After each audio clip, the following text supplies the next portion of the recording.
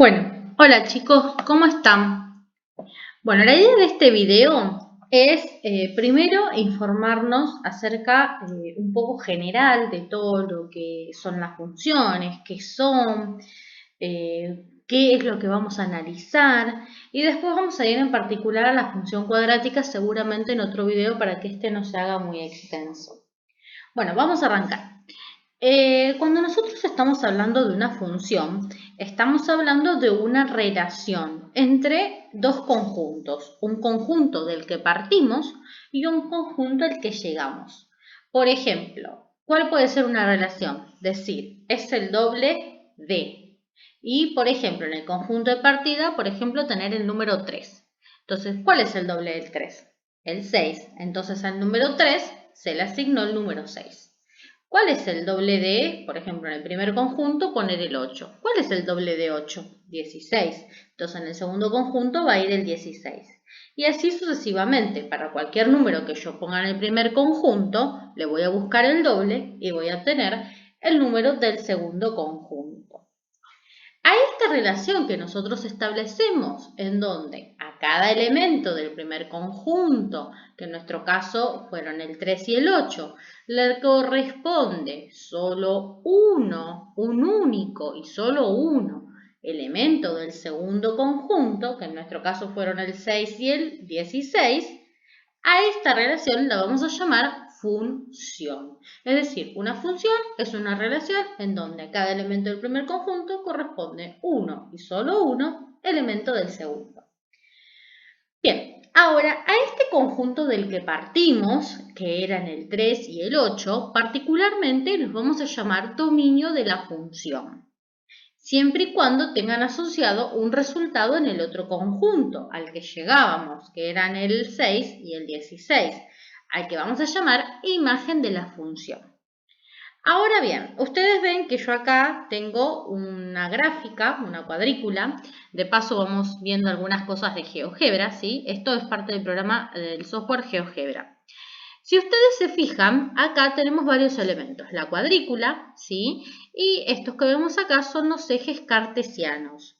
A este eje que tenemos acá, que es el eje horizontal, lo vamos a llamar eje X o eje de abscisas. ¿Quiénes van a estar en este eje? Bueno, todos los valores que pertenecen al conjunto de partida. Por ejemplo, en el caso que dijimos recién, ¿quiénes van a estar acá? Y el 3 y el 8, por ejemplo. Y luego, vieron que hablamos de un conjunto de llegada.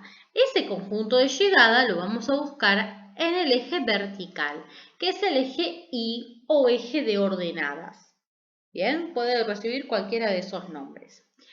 Ahora bien, todos los elementos que nosotros estén formando a ese conjunto de partida lo vamos a llamar dominio de la función. Entonces, si queremos darle una definición al dominio, el dominio van a ser todos los valores que tome la variable independiente x.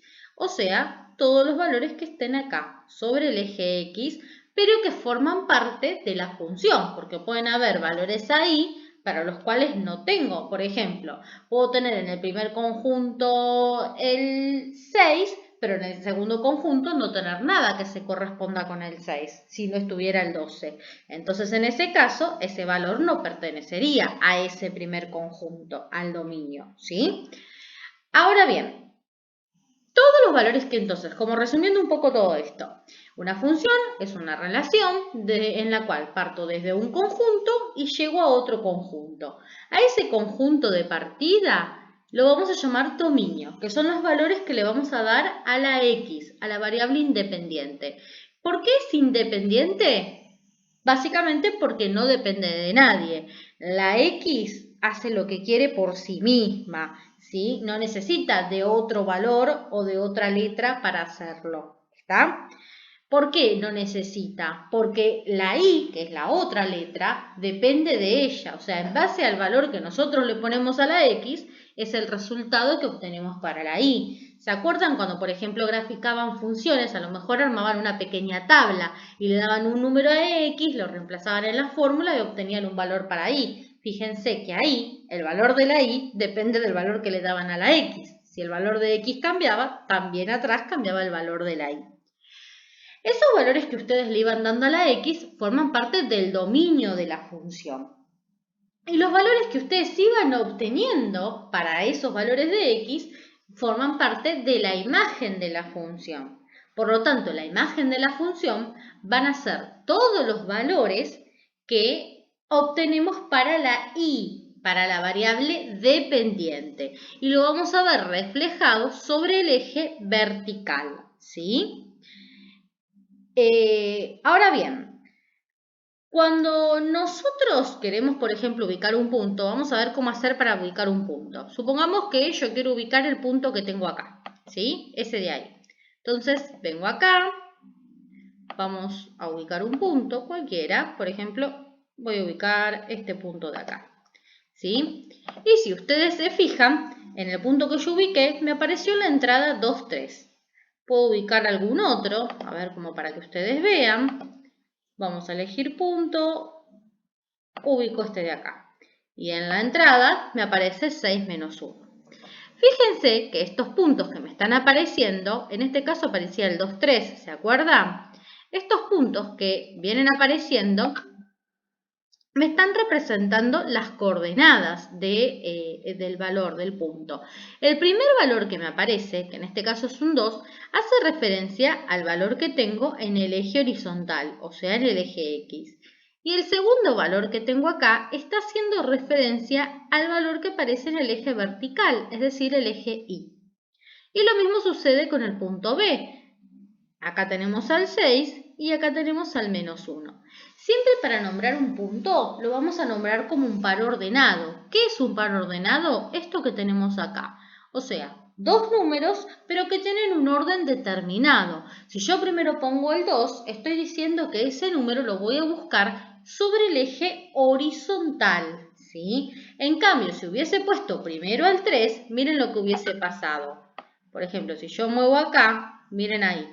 ¿Ven cómo cambió al poner el 3 primero? ¿Se ve?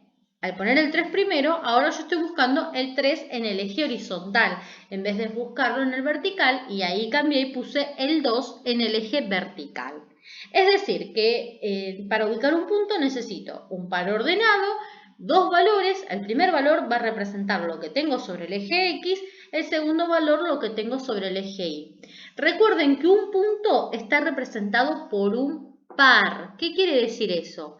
Que si yo tengo el punto 3, 2, no tengo que hacer un punto acá y un punto acá. No, busco el 3 sobre el eje X, busco el 2 sobre el eje Y, y lo que hago es trazar rectas sobre el 3 y sobre el 2.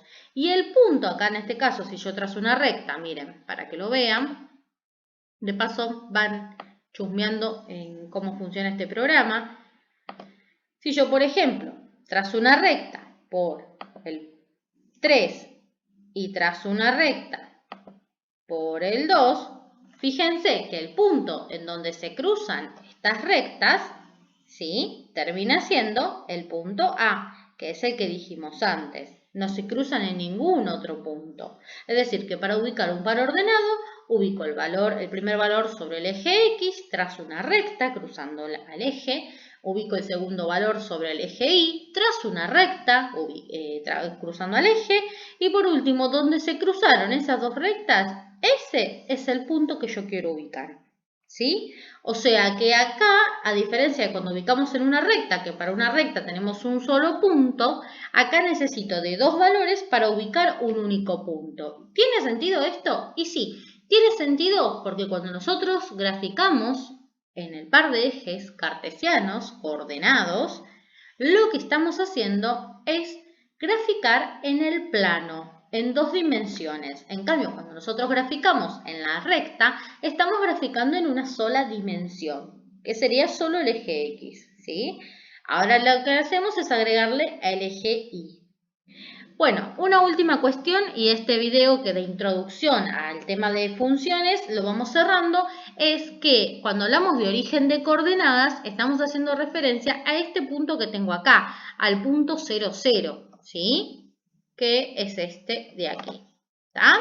Fíjense, acá, ¿ven? punto 00 y que justo coincide, si ahí logran ver, donde dice interseca eje X, eje Y. Bueno, ¿qué quiere decir eso interseca eje X, eje Y? Que es justo el punto en donde se cruzan el eje horizontal, el eje de abscisas, que es el eje X, con el eje vertical, que es el eje de ordenadas, ¿sí? O eje Y.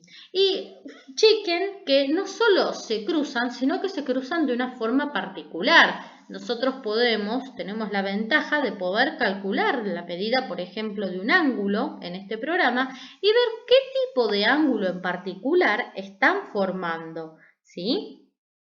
Entonces, por ejemplo, a ver, vamos a buscar acá para medir el ángulo. Bueno, no tenemos la opción para medir el ángulo acá.